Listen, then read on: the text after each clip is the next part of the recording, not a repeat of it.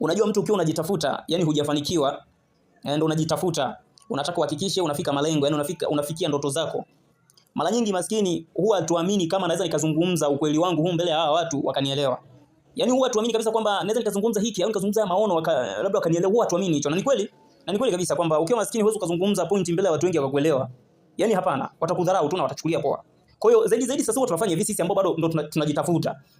Huwa tunaweka imani ya kwamba nitunze huu kweli ambao niloko nao, ili siku nikifanikiwa au siku nikifikia ndoto zangu, malengo yangu, ipo siku nitazungumza ukweli wote. Na ndio maana tunaona watu matajiri, mtu anakuja matajiri anaanza kuzungumza stories zake huku kiziangalia, mbona hizi sasa kumbe alipitia haya, kumbe na hii kazi ameshawahi kuifanya, kumbe ndio alipita.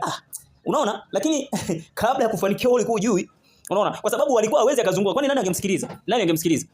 Kwa hiyo huwa tunaamini kwamba ni siku nikifanikiwa nitazungumza watanielewa. Lakini kwa sasa hata nikizungumza uwezo kanielewa. Yaani kuna kitu naweza nikana kifahamu kabisa mimi maskini, lakini nikizungumza hapa unielewi. Yaani uwezo kanielewa hata kidogo. Kwa hiyo jamani, tutafuteni hela. Usisahau kunisubscribe YouTube channel yangu pale, andika Ntemi the Great Singer kutazama video mpya. Pia ni follow TikTok nami nitakufollow back. Asante.